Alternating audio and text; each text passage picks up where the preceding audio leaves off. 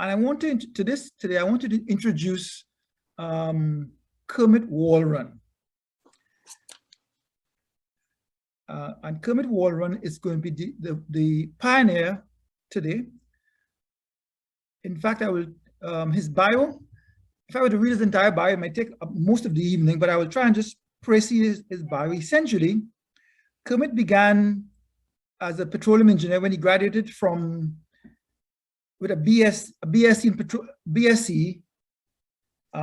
Is it from the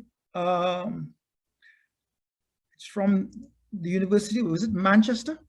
Birmingham. Birmingham from Birmingham University. He then went on. He then went on to do his master's and his PhD.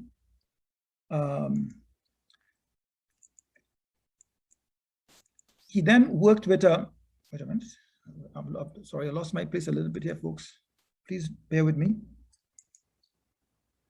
Yes, bear with me. Yes, so he went on to, from there, he did some postgraduate work with British Petroleum in Trinidad. That's BP in Trinidad.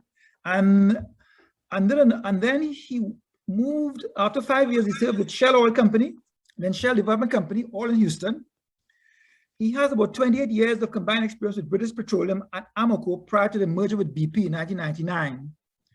And there he had very senior positions. He worked as he served also as the vice president of production and transportation of BP's Caspian operation, Azerbaijan and Georgia of the former Soviet Union. He also served as a management consultant to several companies, statutory government organizations in the United Country, Trinidad and Tobago. Dr. Walrond was the founding chairman of the Trinidad and Tobago section of the SPE and recently served 2 years as the director of the Gulf Coast section of the SPE in Houston, Texas. So clearly he has remained in touch with the industry. He was a distinguished lecturer for the SPE in 1988 and 1989 and was elected as a distinguished member of that society in 1991.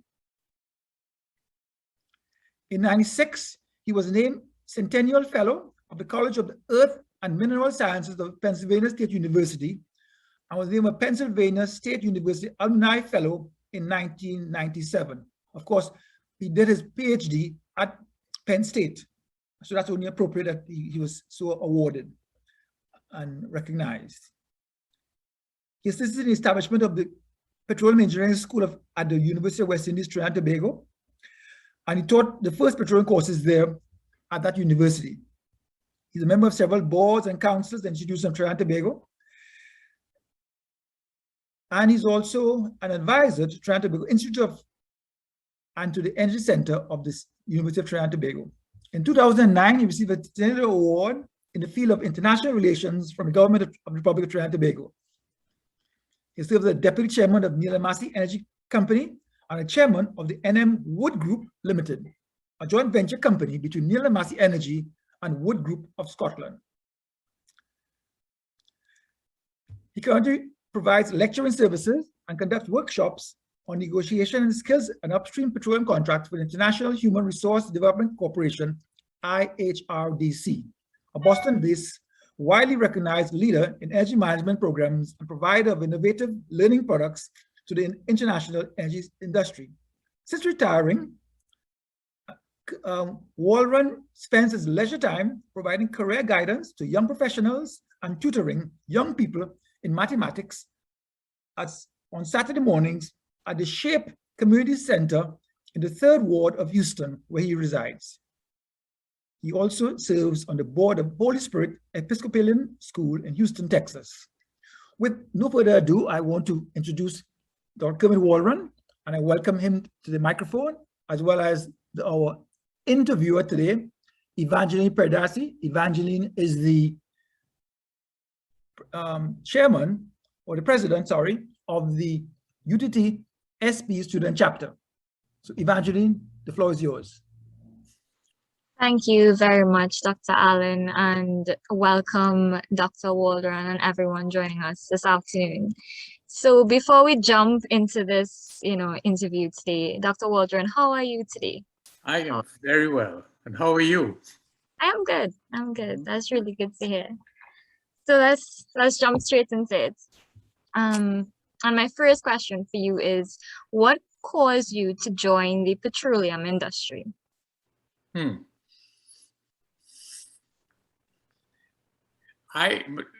answer I'm about to give you may not be the one you want to hear about, because I will be honest with you. When I graduated from Queen's Royal College many, many years ago, 1958, I had absolutely no idea what petroleum engineering was. I had never heard of it. The industry found me, to tell you the truth, and offered me a scholarship. I was about to go off to England on what was then called an additional island scholar. And here comes this scholarship offer in petroleum engineering. I remember going to the interview and stopping on the way at what was then called the USIS library, which was a library at the US Embassy. I'm not so sure if it still exists, to look up what petroleum engineering was. So I can't say that I, with great forethought, chose petroleum engineering. It really chose me. And it was a blessing that I could never have expected what it was going to do for my future.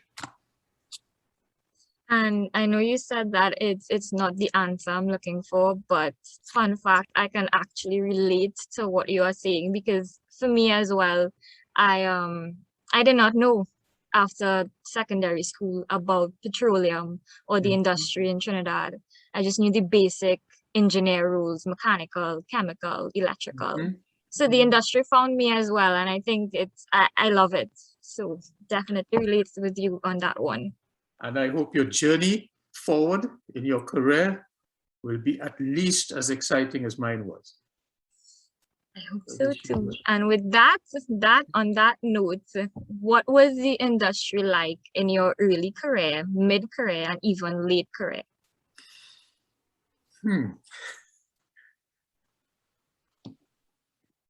Evangeline, to answer that question, I got to ask you and whoever is listening to remember that early career, we're talking the late 50s. Okay? And I will tell you that when I got into this business, the first time I can really say I was really in the industry was when I came home from England on a summer job, and I spent 2 months working in Palo Seco for a company called British Petroleum. But at the time it was a 50% owned government company owned by the British government. And that experience is the experience from which I'd answer your question. What was it like? And it really very, very much felt like it was an industry that was in seclusion in what was called the deep south of Trinidad, virtually invisible to the Trinidad society at large. It was as if we were down in this secluded camp, and on weekends, we bachelors would escape and come up to Port of Spain and then disappear on Sunday evening. And we never really, as an industry, did it. The idea of telling the world what we did was not part of our fabric. Does that make sense? Yeah. So I was in a job that, and I don't want to belabor the point, but I was in a job where I wouldn't have used the phrase back then. I wouldn't have known the phrase back then, but I felt like I was in a cradle to grave career, that I was safe and secure, being reasonably well paid, enthusiastically happy. That was it. And then 5 years later, and I thought I was doing very well. 5 years later, I was called into the office of my boss's boss's boss, the head of the operation. I'd never been in that office in the 5 years that I'd worked at the company. And this gentleman much older than the rest of us, named John Callcott, says, have a seat. I'm putting you with 2 other people on a secret project to develop a case to go to the industrial court, newly formed industrial court in Trinidad and Tobago, to prove that we were going bankrupt and going to shut down our operations and get out of the country. And that was like a slap in my face with a wet towel. And I would say that began my, what do you call it, the middle career? And that's when I decided I needed to do something different. But that's a story for another time. But the short answer is that in the middle career, I had moved out of Trinidad because at that time, most young Trinidadian professionals in the oil business, and there were only very, very few, not counting the ones who worked in the Ministry of Energy. Most of us felt the oil industry in Trinidad was over. And I left and went back to school. And during that next 25, 30 years, I ended up working all over the world. I grew, I saw things, and I experienced things I had never imagined I would. And I spent my retirement in the last 20 years trying to come back to my homeland and offer what little I can to help this country that had by now had gone through many cycles of boom and bust in the energy industry. Am I answering your question, Evangeline? Yes, you are. Mm-hmm. And just to follow up on what you said, you know, that you went and began teaching. How was that change of pace for you back then? Well, at the risk of being contradicted by my peers who are on this meeting and looking at me, I would venture to suggest to you that I never stopped teaching. Teaching was in my blood all my life. Mm-hmm. And what retirement allowed me to do is to go off with a passion and do a lot more of that.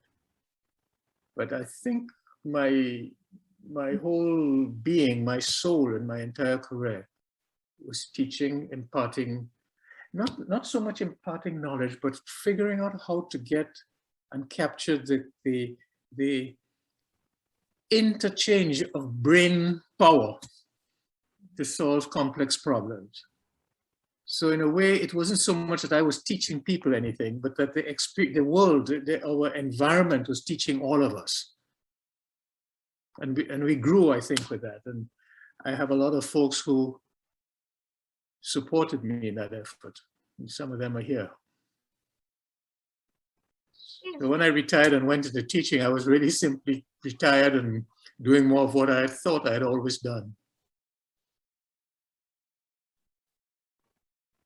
And I know that, you know, you were able to venture to different places and travel as well. So what would you say are some of your most memorable, you know, experiences and even accomplishments over the years? That is a very difficult question. And it's not because I don't have memorable experiences. Almost every experience I had was memorable. Accomplishments.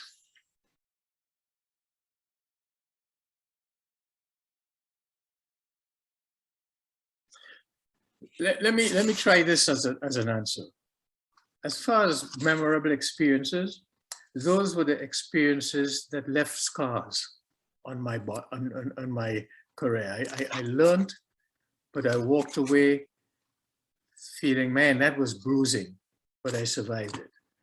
A lot of engineering challenges we faced seemed insurmountable at the start.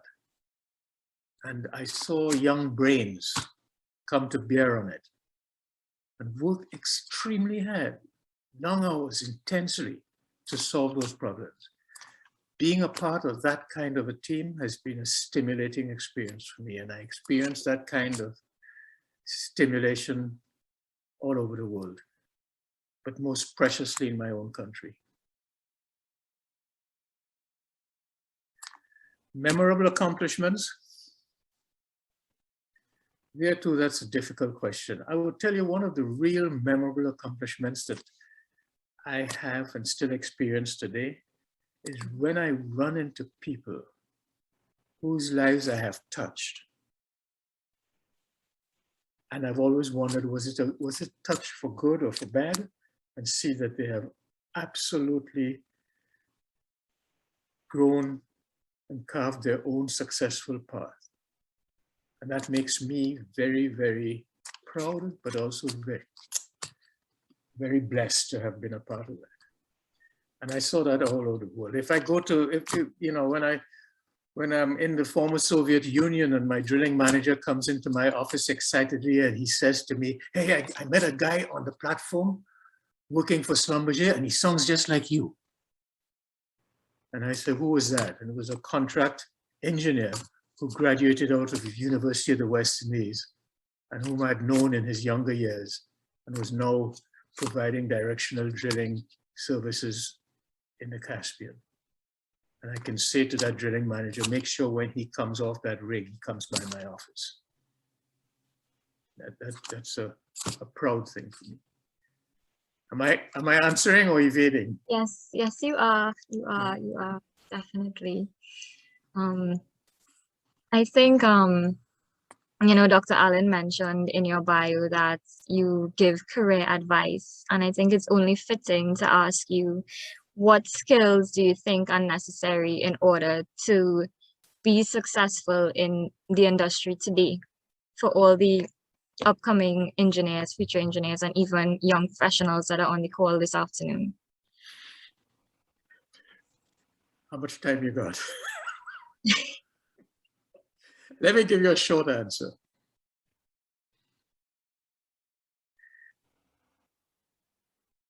And the answer I'm going to give you is anecdotal, based on my own experience as a student. And it may be your experience as a student too, but probably less so because you're in a new world. But back when I was an engineering student, I learned how to solve problems.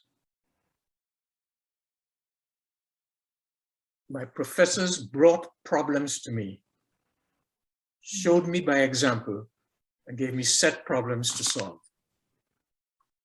In almost every branch of engineering I studied. But when I started working, because of the experience I had down in Palo Seco, I discovered that learning to solve differential equations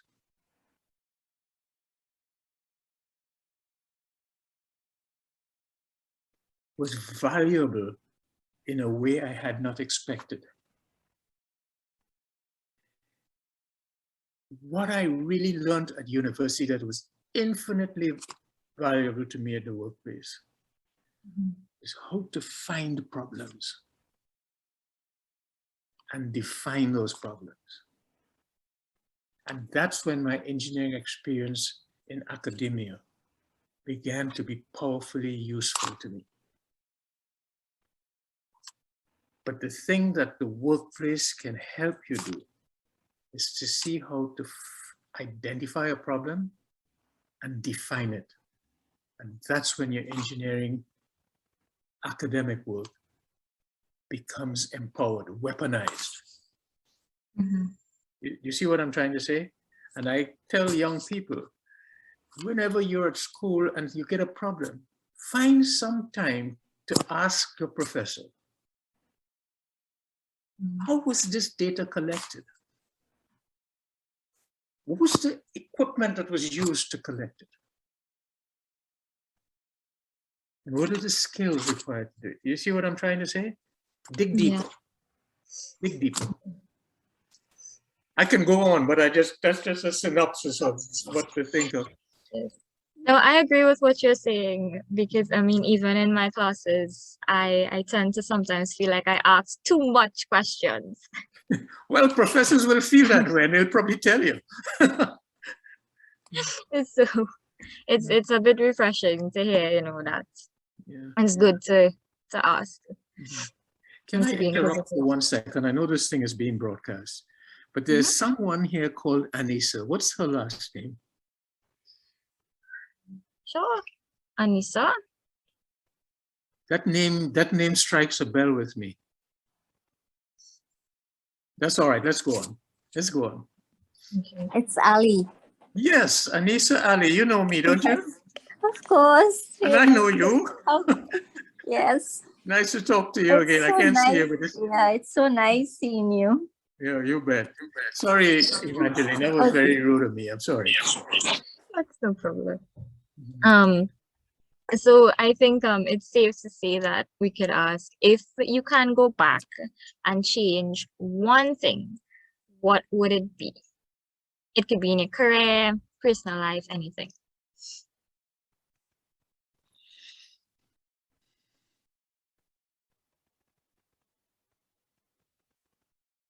I don't want to be flippant, but I'll tell you, nothing at all. Because even the toughest assignments I've had, even the most negative experience I've had, and I've had many of those,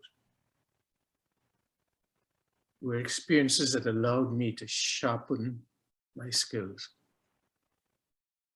If I learned anything at all in the things that I wished I could change, is that even those things were powerful learning experiences for me. And the power of that learning, I can't give up by saying I wished I'd changed that. Does that make sense? And I know it sounds trite, but I mean it sincerely.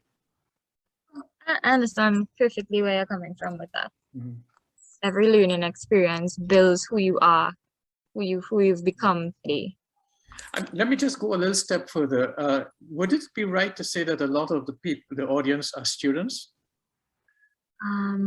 We have about 3 or 4 students. Okay. Yes, Let me direct, and probably new engineers in the business. Let me direct a comment provoked by your question directly to them. One of the things that I experience a lot in my coaching is a young person coming to me and says, I would like you to help me find a new job. And I say, why? And the reason, you know, this is the business about problem solving. Even in coaching, you got to do that. And if you dig deep, you find out that person very often is trying to run away from a circumstance in his current employment that he thinks is unfair because of someone else, like his boss. And I say, so you're asking me really to help you find a job with a nicer boss. And my problem is, in my entire career, I have met bosses of all levels and of skills and competencies, just like I have met engineers with all levels of skills and competencies. And you can't ever run away from them.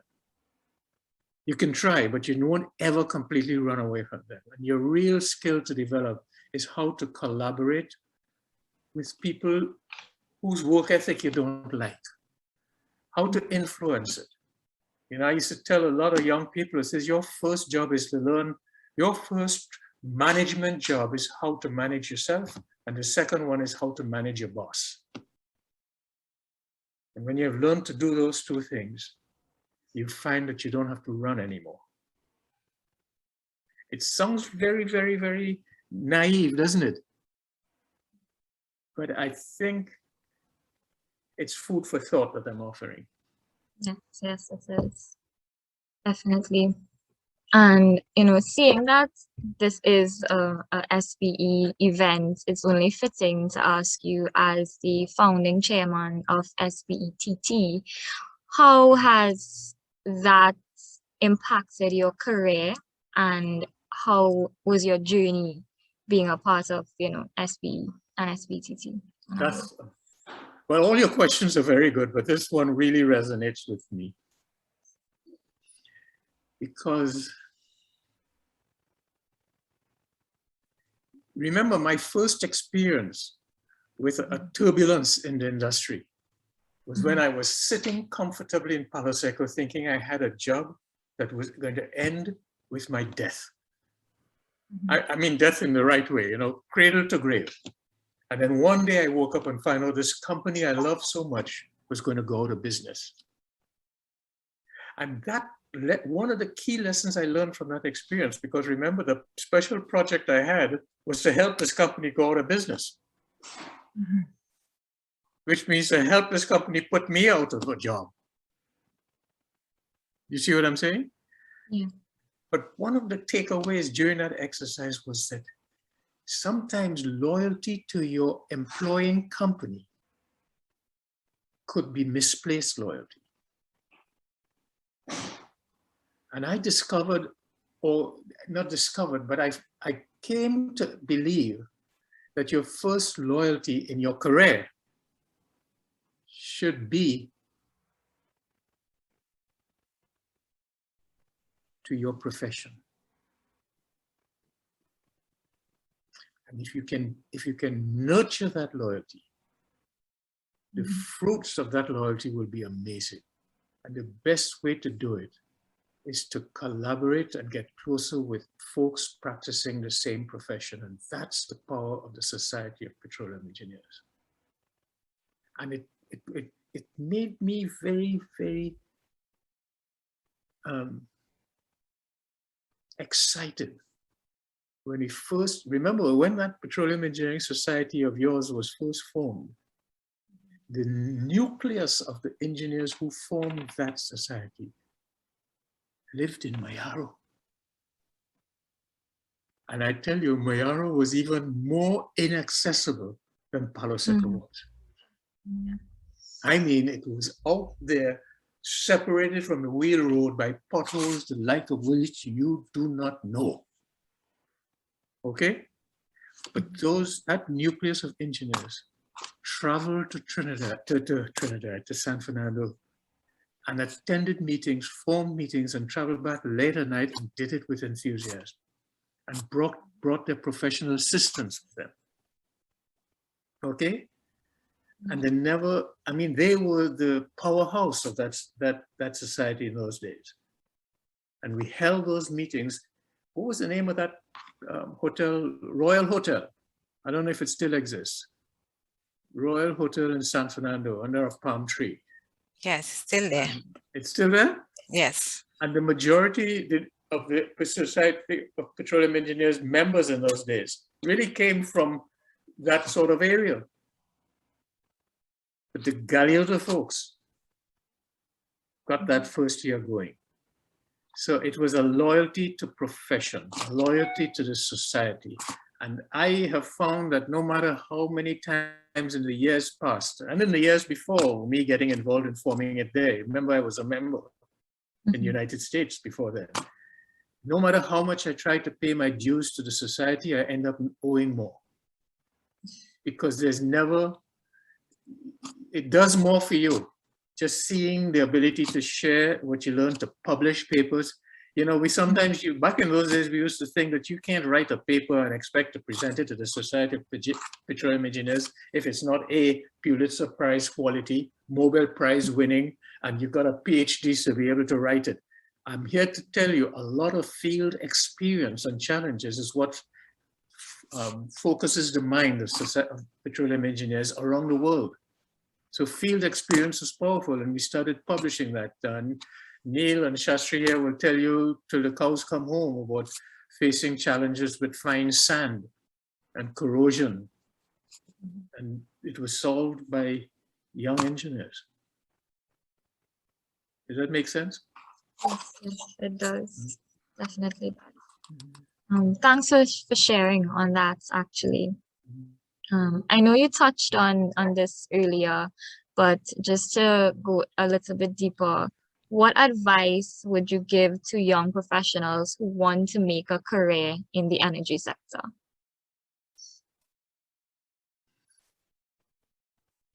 If you wanted me to say, get out of it because oil is over, that ain't gonna happen. I mean, me saying that is not gonna happen. And I'll tell you, one of the earliest advice I had as a young person daring to become a petroleum engineer was from my father. And he said to me, son, why do you want to do that? The world is going to run out of oil in the next 10 years. That was in 1958. But the world has changed dramatically.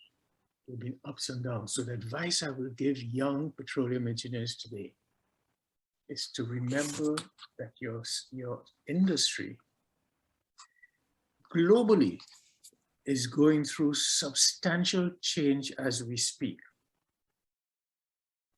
In Trinidad, that change is going to be enormous, and it's actually going to be in ways over the next 20 years that we may not be fully able to predict. But I read the Trinidad newspapers every single day. And I got to tell you, and other young engineers listening,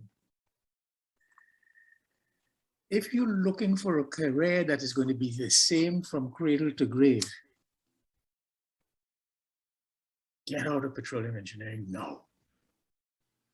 But if you're looking for a career that will seek to tap into your skills, not just not being a good petroleum engineer, but being able to ride the waves as engineering in all its forms change, and you are able to learn continuously. If you can be really a continuous learner, and I mean not learn something now, get a job for 10 years, and then try to re-engineer your skills to go get a different job. But I mean continuously doing it. You can't find a more fascinating and challenging industry, I don't think, than the energy industry. Notice I moved to talk about the energy industry as this thing from oil and gas. You are called a petroleum engineer, but you will be called to solve energy problems. If you're not afraid to learn and be continuously learning, this is a good career. And by the way, it's going to be frustrating because you'll see the politics of the world in Trinidad and elsewhere in the world. Not just Trinidad, everywhere I know, will try to formulate changes in the way we do business, limited only to those changes that will bear fruit within 5 years. That's not going to be good enough. And while you're at university studying this profession, take help and force your professors to give you some long-term views of where this business is going. They may not give you long-term skills of where it's going, but they'll give you the skill to learn, to be able to be useful. I just saw, and I know I'm going on too long, but I just read with considerable enthusiasm a paper published by a dear friend of mine. Old age is a terrible thing, isn't it? Andrew Jupiter, and a Dutch author, published from the University of the West Indies, on a strategic view of where this energy business is going and how it will be impacted by so many things, including the climate changes that are going on. I would say that should be essential reading for all young petroleum engineers and all young would-be petroleum engineers, and read it like your career depends on it. It's a marvelous piece of work, and I don't know how much attention people will pay to it, but it deserves a lot of attention. It's remarkably well written.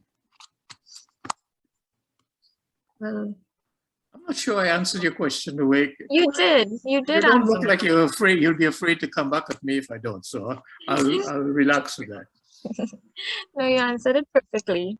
Mhm. And you know, I think we really covered everything in terms of the history, your history and the advice that you've given us today. So I think it's fitting for us to jump into something a little more personal. And this should be fun. Hopefully it's fun. You'll tell me in the end if it is. So what is your favorite genre of music?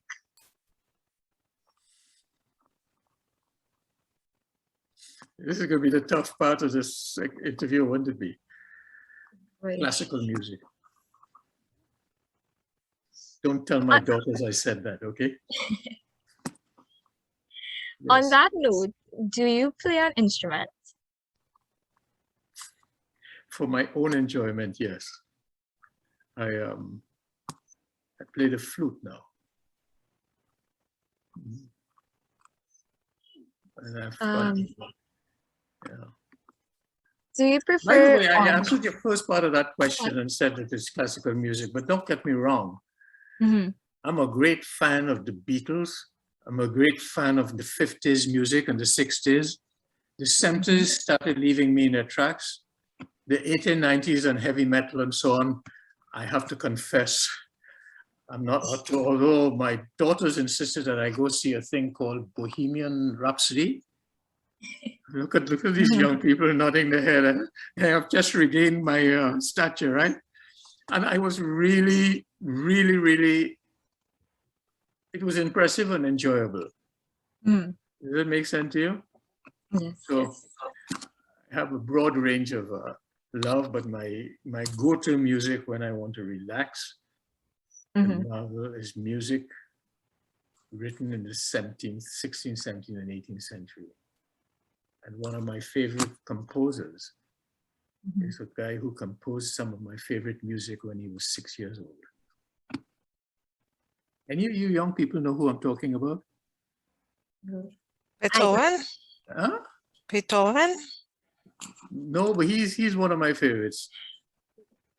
Wolfgang Amadeus Mozart. Mozart. No, really, I mean, check him out one of these days. I'll definitely check him out because I have no idea who's that. No, check him out. His music you will find is almost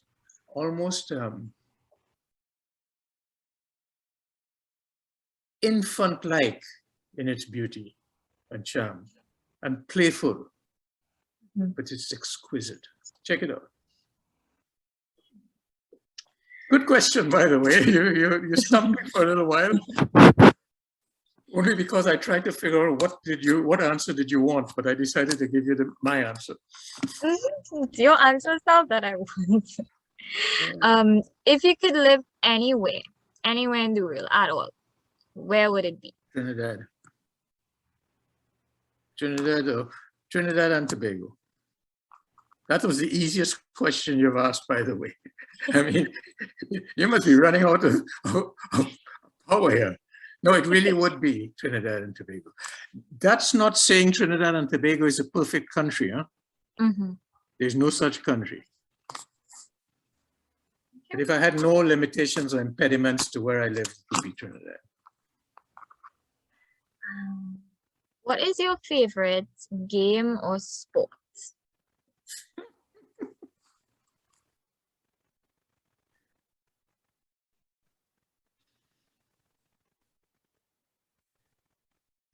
Honest answer to you, I'll take the second part of your question first.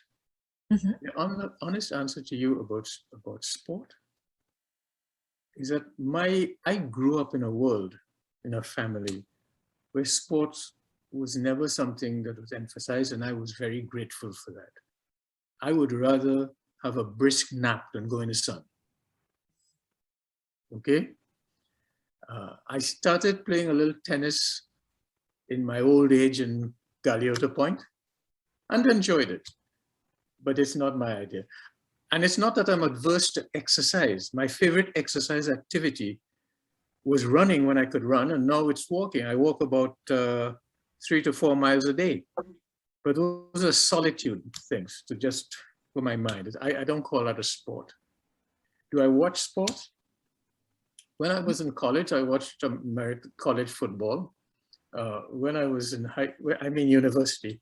When I was in QRC, I was interested in test cricket and so on, but I never had an enormous passion for it. And that's mainly because I always maintained that as a young kid from the country going into a Port of Spain's high school, being able to participate in sports was an almost snobbish activity.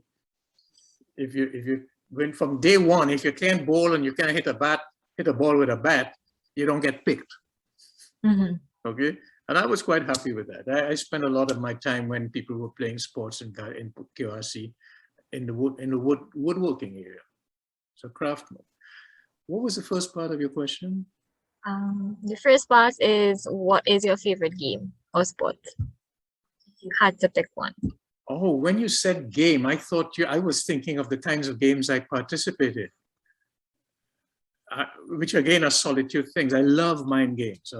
I've been a crossword puzzler for years. I play Sudoku. I do everything that you can think of that exercises your mind while allowing it to relax. And I got that, by the way, not from a geek, but from my mother. My mother was a passionate word solver. Have you ever come across like problems where you know what long division is, you young people? Yes, I remember long division. Yeah, there are books you can buy, and my mother used to have a ton of them where you can solve long division problems where half the numbers are missing. And she would sit and do that, and I say, teach me how to do that. And she'd hand me a book and says, go figure it out. So that's it. But if you meant game, meaning sports, when Olympics are going on, I would watch with great enthusiasm those events that Trinidad is involved in, and if not, the West Indies. But other than that, I became quite interested in cricket. I revived my interest in cricket the other day because as you get old, you get to meet a lot of specialty doctors for reasons you can figure out. And here in the United States, a lot of the experts in cancer and heart and all this stuff, they're all immigrant doctors, and many of them are out of India. And as soon as they find out that I'm from Trinidad, they want to talk cricket. So I went, after I had met this first Indian doctor, very good one, and he was pestering me about cricket. Shastri, I left the doctor's office and went straight to our dear departed friend, Mitra. And I sat down in his living room and I said, Mitra, I want a drink from you and I want you to put me through, update me on what's going on in cricket, because I got a new doctor that I better get smart in cricket. He would educate me in it. Anyway, that's off of the SPE business, but you asked a question. Yes. So I know we are a bit pressed for time, but I have two more questions for you. Do you prefer KFC or doubles? Do I prefer what, sorry? KFC or doubles? I didn't get to say it again. Do I prefer? KFC or doubles? KFC or doubles? I'll take doubles. I'll take doubles any day of the week. What do you prefer? KFC? Gotcha. That's a tough one. Yeah. That's a tough Sorry, one. I'm supposed to answer the questions. I'm sorry, I take it back. But a good hot doubles with slight pepper. Even now, KFC is easier to find where I live now than doubles, huh? Go ahead. Yeah, it would be. And do you prefer South Trinidad or North Trinidad? Ouch. Ouch. Ouch. And the audience is waiting expectantly to that answer. My honest answer, I prefer Trinidad. And that's not evading it. You know, listen to me. I was born in Couva. I studied school in Couva. I went to San Fernando for what we used to call exhibition class. I went to Port of Spain for high school. I worked in Palo Seco and Mayaro. And the first time I ever lived in Port of Spain was after I retired. So one of the most difficult questions I ever get in my career outside of Trinidad is people would ask me, what part of Trinidad are you from? And I have a taste of every part of the country. So I'm not evading your question. The honest truth is I can't pick. I understand. So Dr. Alleyne, you think we have time for questions from the audience? Or? Well, I know we have a very small audience today. We have a very small and intimate audience. So I think we have some time for a couple of questions from the audience. So if you want to ask Dr. Walrond a question, unmute your mic and ask him a question now. And I'll be as brief as I can so you can get as many questions in. Kermitt, can you share with the audience your experience during the pioneering years of Amoco Trinidad in the 1970s? I'm asking this question when Rupert Mann did this similar pioneering interview on October the 27th. He made, in my view, the very valid point that the era after post-1970 has gone unrecognized. So I think your experience is invaluable to share. Thank you. That's a very good question. And you're talking about the period sort of the 70s and maybe even the 80s, right? Yeah. I'll tell you very personally how I felt in those days. And I'm not blaming anybody for this. Or let me put it this way, there's blame to go around, including on us. But operating in Mayaro, Galeota Point, I was almost every single day reminded that 70% of the revenue stream to Trinidad and Tobago crossed that fence in Galeota Point, in oil and gas.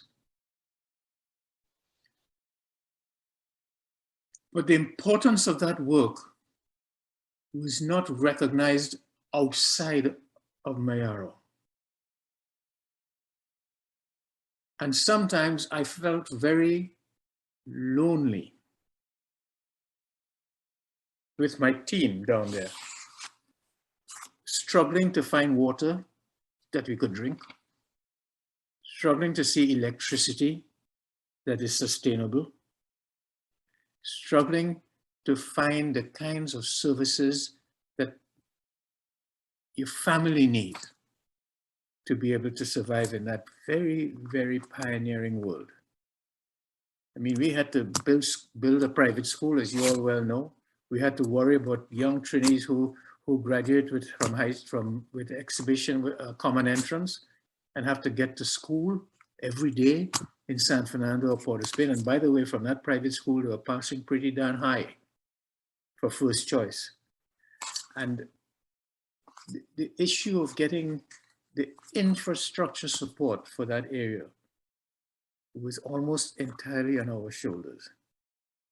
And that made me feel a little lonely for my staff being down there.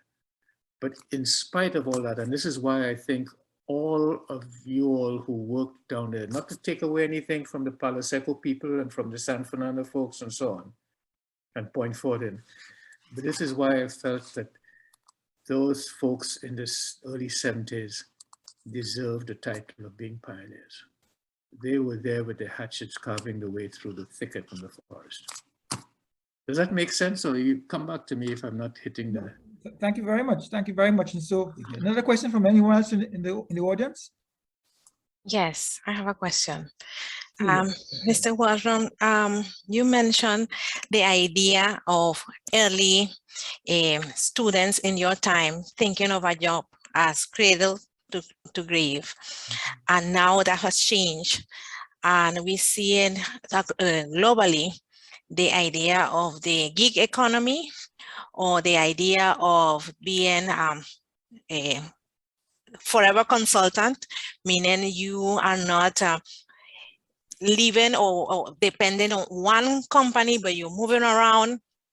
And besides the technical skills, now you have to manage your finances, you have to manage you as a brand to go out there. We are seeing this. In the past, we see the people of your generation going in consulting late in their careers where they have already 20 years of experience and now that all that wealth of knowledge. But we don't get, the young people now are not getting that chance to build that career. What will you recommend that these young professionals do to speed up that wealth of knowledge that could allow them to move in this new way of working in the industry, in the energy industry in general? Thank you.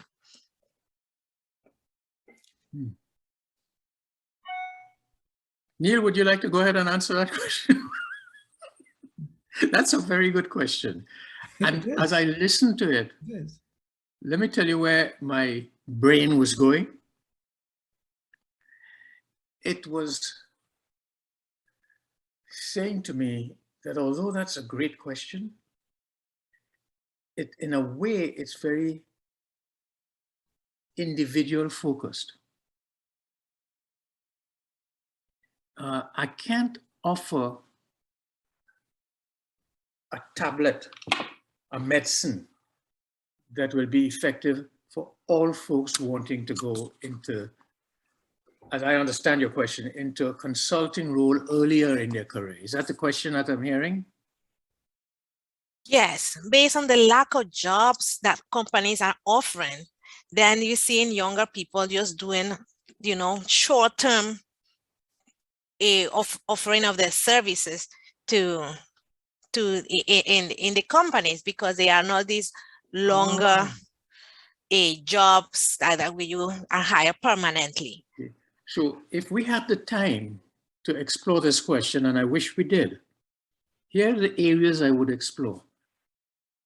Is there a distinction in the way you pose the question between consulting work and contract work? Because they're different. To me, if a person who can find not cradle to grave jobs, but a nice career first step job, because companies are not offering jobs, as I heard from you. Is there a way to do contract service in the area of your qualification for the first 2 or 3 years? In other words, jumping from contractee to contractee, but solving their problems for them within the limits of your expertise. You see what I'm saying? That's an interesting career move. And I have to think about that. I think that if that is the kind of consulting that you're talking about, I think it will, one of the things such a person will need to develop very rapidly are 3 skills. I'm thinking as I'm talking here, okay? 3 skills, and I'm not sure. Let me just tell you what they are. One is self-confidence. The other one is self-salesmanship without belittling yourself. You got to have the confidence and you got to go out and say, I'm not, you know, I understand that you don't have a job vacancy for me, but are there some problems I can solve for you on a contract basis? Are there problems you may not have that you will offer to pay me to go find for you and solve for you? You see what I'm saying? But to branch out into that, you require that sense of self. That is very important. And I'll give you a reference to a book in a minute. On the other hand, if you're talking about trying to become a consultant like retirees do, you got to remember those successful ones are really weaponizing a whole career of powerful experiences. You see what I'm saying? And to me, that's a different mental model. Am I distorting your question or am I treating with it? You are treating with it, yes. Especially because we are seeing that we have young professionals here who have been struggling to find a job, and those characteristics or tools that they may have, like self-confidence, is something very powerful that they should be thinking about. Well, I'll also tell you something that I have learned from some of the young people I mentor, and I do mentorship on Zoom now. I'm becoming expert at that, okay? But I mentor a lot of young engineers here in the United States. And one of the things I learned from them is that the process of finding a job today is very different from the process of finding a job in my time. And one of the big differences is that today, apparently, it is about mentoring, not mentoring, networking. It's networking in my time was, I mean, was playing big shot. Now it's essential to figure out how to identify and grow your network to be able to capture that first step job. Does that make sense? And it's a question I would love to delve deeper in. You give me a question to think about seriously in Trinidad. I have an easy answer in America, but in Trinidad, I get the impression, and it's so small society, small number of companies and so on. The other aspect I will challenge folks who are struggling to figure out is to see how to earlier market the things that you learn in engineering school that is often under the radar screen.